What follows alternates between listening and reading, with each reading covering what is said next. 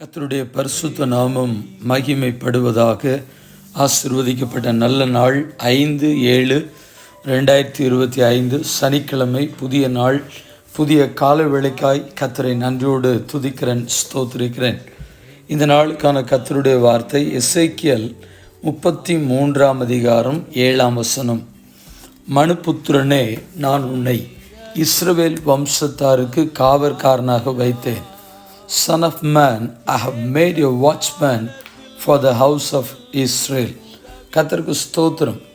கிறிஸ்துவுக்குள் மிகவும் பிரியமானவர்களே, மனுபுத்திரனை எசேக்கியேல் தீர்க்கதரிசியை பார்த்து சொல்லக்கூடியதான வார்த்தை தான், நான் உன்னை இஸ்ரவேல் வம்சத்தாருக்கு காவற்காரனாக வைத்தேன் என்று சொன்னால், எழுத்தின்படி உள்ள அர்த்தத்தின்படி ஒரு பட்டணத்தையோ ஒரு வீட்டையோ ஒரு ஒரு ஒரு அலுவலகத்தையோ காவல் காக்கிறதான வாட்ச்மேன் செய்யக்கூடிய வேலைகளை அல்ல, இஸ்ரவேல் வம்சத்தாருக்கு காவற்காரனாக அப்படின்னு சொன்னால், விழித்திருந்து பட்டணம் அழிக்கப்படாதிருக்கும்படி, ஜனங்கள் அழிக்கப்படாதிருக்கும்படி, பாவத்திலும் சாபத்திலும் பிசாசுடைய கட்டுகளுக்குள்ளும், அல்லாவிட்டால் ஜனங்களுடைய மோசமான நடவடிக்கைகளினால் அவர்கள் அழிந்து விடக்கூடாது, உலகம் அவர்களை பற்றி கொண்டு விடக்கூடாது என்பதற்காக கர்த்தருடைய கைக்குள்ளே பாதுகாப்பிற்குள்ளே ஒப்பு கொடுத்து திறப்பில் நின்று ஒவ்வொரு நாளும் ஜனத்திற்காய், தேசத்திற்காய், குடும்பங்களுக்காய் ஜெபிப்பதற்காக, அப்படி ஜெபிக்கக்கூடிய தேவட பிள்ளைகளைத்தான் காவற்காரன் என்று வேதம் நமக்கு குறிப்பிடுகிறது. ஆம் பிரியமானவர்களே, தேசத்திற்காய், அழிந்து போகக்கூடிய ஆத்துமாக்களுக்காய் பாரம் எடுத்து ஜெபிக்கக்கூடிய அத்தனை தேவ பிள்ளைகளும் காவற்காரர்கள் தான். கர்த்தருக்கு மகிமை உண்டாகட்டும். ஆனாலும் இந்த உத்தரவாதம் அநேக தேவ பிள்ளைகளுக்கு இருக்கிறது. அதிலும் குறிப்பாக திருச்சபைகளை நடத்தக்கூடிய தேவ ஊழியக்காரர்கள் துறப்பில் நின்று ஜெபிக்கிறவர்களாக இருக்கிறார்கள். ஆகையினால தான் அப்போஸ்தலனாகிய பவுல் எபிரேய பட்டணத்திற்கு கடிதங்கள் எழுதி சொல்லும் பொழுது 13 சொல்லுகிறார், உங்களை நடத்துகிறவர்கள் உங்கள் ஆத்துமாக்களுக்காக உத்தரவாதம் பண்ணுவளாய் விழித்திற்குள் ஆனபடியால் அவர்கள் துக்கத்தோடு அல்ல, சந்தோஷத்தோடு அதை செய்யும்படி அவர்களுக்கு கீழ்ப்படிந்து அடங்குங்கள். அவர்கள் துக்கத்தோடு அப்படி செய்தால் அது உங்களுக்கு பிரயோஜனமாய் இருக்க மாட்டாது. Obey your leaders and submit to the authority. They keep watch over you as men who must give an account. Obey them so that their work will be a joy, not a burden, for that would be of no advantage to you. கர்த்தருக்கு ஸ்தோத்திரம். நடத்துகிறவர்கள், ஒரு வாகனத்தை நடத்துவதற்கு நடத்துனர் இருக்கிறார், ஒரு பஸ்ஸை நடத்துவதற்கு நடத்துனர் இருக்கிறார். அதே போல் திருச்சபைகளை நடத்துவதற்கு நடத்துனர், அதுதான் திருச்சபை போதகர்கள். அவர்கள் திருச்சபையில் இருக்கிற விசுவாசிகள், அந்த ஆத்துமாக்கள், ஒவ்வொரு ஆத்துமாக்களுக்காக அவர்கள் உத்தரவாதம், அந்த ஆத்துமாக்களுடைய உத்தரவாதத்தை ஆண்டவர் அவர்களுடைய கரங்களிலே கொடுத்து வைத்திருக்கிறார். கர்த்தருக்கு ஸ்தோத்திரம்.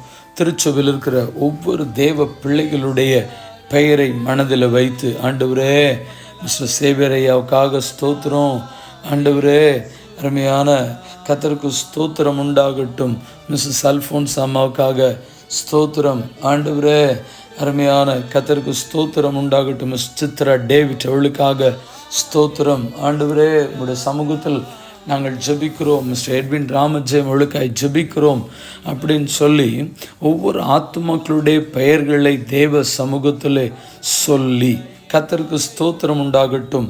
அவர்கள் ஒருவேளை ஒரு மந்தையை மேய்க்கக்கூடியவர்கள், மந்தையை மேய்க்க இப்படி சொல்லுகிறேன்னு, அந்த மந்தையை மேய்க்கக்கூடியவர்கள் அந்த மந்தையை ராக்காலங்களிலே ஒரு பட்டியலை அடைத்து வைத்து அந்த மேய்ப்பர்களும் படுத்து தூங்குகிறவர்களாய் காணப்பட்டால், அந்த மந்தையினுடைய அந்த பட்டியலில் இருக்கிற ஆடுகளை ஓநாய், வனவிலங்குகள், புலி, சிங்கம், கரடி அவைகளை பீறி கொண்டு போய்விடும். ஆகையினாலே இந்த மந்தையுடைய மேய்ப்பன் ஆடுகள் அவர்களை பட்டியல் அடைத்து விட்டு அவைகள் சுகமாக இருக்கும்படியே தன் தூக்கத்தை தியாகம் பண்ணி பனியிலும் மலையிலும் குளிரிலும் அவன் பாதுகாக்கிறவன் தான் அந்த மந்தையுடைய மேய்ப்பன். அவர்கள்தான் அந்த ஆத்துமாக்களுக்கு உத்தரவாதம் பண்ணுகிறவர்கள். அதுதான் திருச்சபையினுடைய போதகர்கள். கர்த்தருக்கு ஸ்தோத்திரம்.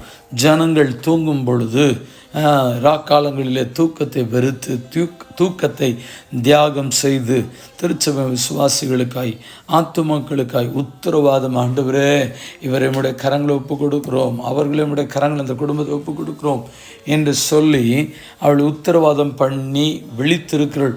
ஆனபடினால் அப்படிப்பட்ட ஊழியக்காரர்களுக்கு கீழ்ப்படிந்து அடங்க வேண்டும் என்று வேதம் சொல்கிறது.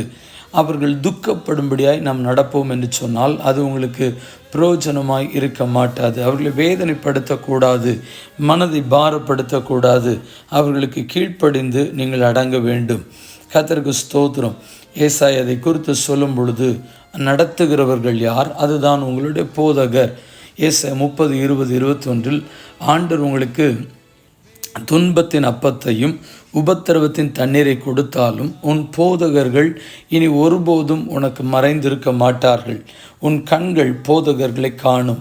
நீ வலதுபுறமாய் சாயும் போதும் இடதுபுறமாய் சாயும் போதும் வழி இதுவே, இதிலே நடவுங்கள் என்று உங்களுக்கு பின்னாலே சொல்லும் வார்த்தையை உங்களுடைய காதுகள் கேட்கும். Although the Lord gives your bread of adversity and the water of affliction, your teachers will be hidden no more. With your own eyes you will see them, whether you turn to the right or to the left. Your ears will hear a voice behind you saying, this is the way, walk in it. கர்த்தருக்கு ஸ்தோத்திரம். பின்பதாக இருந்து நடத்துகிற போதகர்கள் உங்களுக்கு சொல்வார்கள். நீங்கள் எப்படிப்பட்ட சூழ்நிலைகளுக்குள்ளே இருந்தாலும் சரி, உபத்திரவத்தின் தண்ணீரோ, கர்த்தருக்கு மகிமை உண்டாகட்டும், துன்பத்தின் அப்பமோ, எப்படிப்பட்ட பாடுகள் வழியாக நடந்து கொண்டிருந்தாலும் உங்களை நடத்துகிறவர்கள் அந்த நேரத்தில் உங்களுக்கு ஒரு நாள் மறைந்து இருக்க மாட்டாங்க. கஷ்டத்தில் இருந்தாலும் சரி அவள் உங்களோடு கூட இருக்கிறார்கள். மகிழ்ச்சியாக இருந்தாலும் சரி உங்களோடு கூட இருக்கிறார்கள். அவர்கள் ஒரு நாள் உங்களுக்கு மறைந்து இருக்க போகிறதில்லை. அவர்கள் பின்னாடி இருந்து உங்களுக்கு ஆலோசனை சொல்லுகிறார்கள். வழி இதுவே, இதில் நடங்க, this is the way you should go அப்படின்னு சொல்லி உங்களுக்கு பின்பதாக இருந்து வழி நடத்தி செல்லுகிறார்கள். அவர்களுக்கு கீழ்ப்படிந்து அடங்க வேண்டும். காரணம், அவர்கள் உங்களுடைய ஆத்துமாக்களுக்காய் உத்தரவாதம் பண்ணவர்களாய், காவற்காரனாய், இஸ்ரவேல் ஜனத்திற்கு காவல்காரனாய், சபையினுடைய மந்தைக்கு, திருச்சபைக்கு மந்தைக்கு காவற்காரனாய் அவர்கள் இருக்கிறார்கள். நீதிமொழிகள் 5:12-13 கர்த்தருக்கு ஸ்தோத்திரம். மாம்சமும் சரீரம் உருவழியும் பொழுது அப்போதான் போதகர்களை குறித்து ஞாபகம் உண்டாகிறது. ஐயோ, நான் போதகத்தை நான் வெறுத்தேனே, கடிந்து கொள்ளுதலை என் மனம் அலட்சியம் பண்ணினதே, என் போதகரின் சொல்லை நான் கேளாமலும் எனக்கு உபதேசம் பண்ணினவர்களுக்கு என் செவியை சாயாமலும் போனேனே. கடைசியாக தான் ஞாபகம் வரும் ஊழியக்காரவங்க. கர்த்தருக்கு ஸ்தோத்திரம். You will say how I hated discipline, how my heart spurned correction. I would not obey my teachers or listen to my instructors. என்னுடைய செவியை கேட்காமல் போனேனே. எப்போ சரீரெல்லாம் உள்வழிந்து எல்லாமே நஷ்டப்பட்டதுக்கு முன்னாடியோ ஆண்டோடைய வார்த்தைக்கு, என் போதகர் மூலமாக சொல்லப்பட்ட ஆண்டோடைய வார்த்தைக்கு கேட்கலையே அப்படின்னு சொல்லி அப்போ வேதனைப்படுவீங்க. அதில் ஆண்டவர் மோசைக்கு சொல்லும் பொழுது உபாகமம் 17:10-13 இஸ்ரவேல் ஜனங்களுக்கு சொல்லும்படியாய் சொல்லக்கூடியதான வார்த்தை, கர்த்தர் தெரிந்து கொண்ட இடத்திலிருந்து அவர்கள் உனக்கு அறிவிக்கும் தீர்ப்புக்கு நீ இணங்கி அவர்கள் உனக்கு விதிக்கிறபடி செய்ய கவனமாயிருப்பாயாக. யார்? போதகர்கள். அவர்கள் உனக்கு அறிவிக்கும் தீர்ப்பை விட்டு வலதுபுறம் இடதுபுறம் சாயாமல் அவர்கள் உனக்கு உணர்த்தும் பிரமாணத்தின்படியும் உனக்கு சொல்லும் நியாய தீர்ப்பின்படியும் செய்ய கடவாய். அங்கே உன் தேவனாய் கர்த்தருக்கு ஆராதனை செய்கிற ஆசாரனுடைய சொல்லையாகிலும் நியாயாதிபதியுடைய சொல்லையாகிலும் கேளாமல் ஒருவன் இடும்பு செய்தால் அவன் சாக கடவன். இப்படியே தீமை இஸ்ரவேலிலிருந்து விலக்க கடவாய் என்று வேதம் சொல்கிறது. You must act according to the decision they give you at the place the Lord will choose.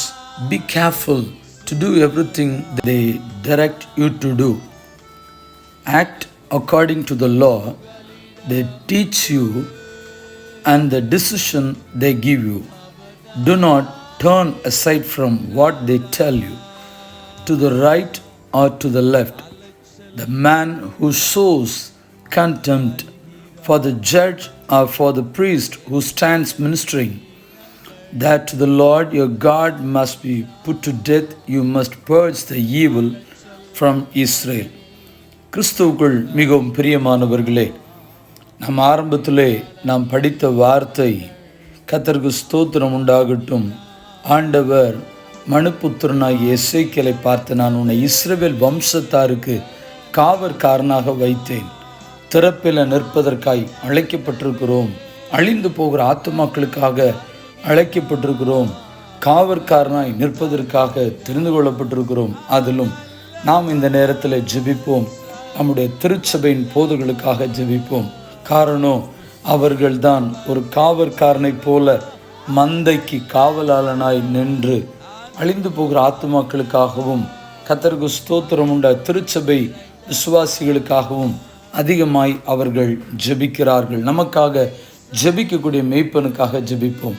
திறப்பில் நிற்கக்கூடிய ஒவ்வொருவரும் காவற்காரனாக இருந்தாலும் இதை பல கோணத்தில் எடுத்து பேசுவதற்கான நேரங்கள் நமக்கு இல்லாதபடியினால் கர்த்தருக்கு ஸ்தோத்திரம், என்னுடைய உள்ளத்தில் தேவ ஊழியக்காரருக்காக ஏற்படுத்தப்படுகிற பாரத நிமித்தமாக காவற்காரனாக வைக்கப்பட்டிருக்கிற தேவ ஊழியக்காரர்களுக்கு நாம் கீழ்ப்படிந்து அடங்கி இடும்பு செய்யாதபடி, எதிர்த்து நிற்காதபடி, அவருடைய மனது புண்படும்படியாய் நடக்காதபடிக்கு கர்த்தருக்கு ஸ்தோத்திரம், அந்த வேலைகளை செய்கிறவர்கள் சந்தோஷத்தோடு செய்யும்படிக்கு தேவ மனிதர்களுக்காய் திறப்பில் என்று ஜெபிப்போம். பரிசுத்தமுள்ள நல்ல பிதாவே, இந்த ஆசீர்வதிக்கப்பட்டதான புதிய நாளுக்காக கர்த்தரை நன்றியோடு துதிக்கிறோம், ஸ்தோத்திரிக்கிறோம். எசேக்கியேல் தீர்க்கதரிசி பார்த்து, மனுபுத்திரனே, நான் உன்னை இஸ்ரவேல் வம்சத்தாருக்கு காவற்காரனாக வைத்தேன் என்று சொல்லுகிற வார்த்தைகளின் மூலமாய் கர்த்தர் எங்களோடு கூட பேசி இடைப்பட்டு, அந்த காவற்காரன் யார்?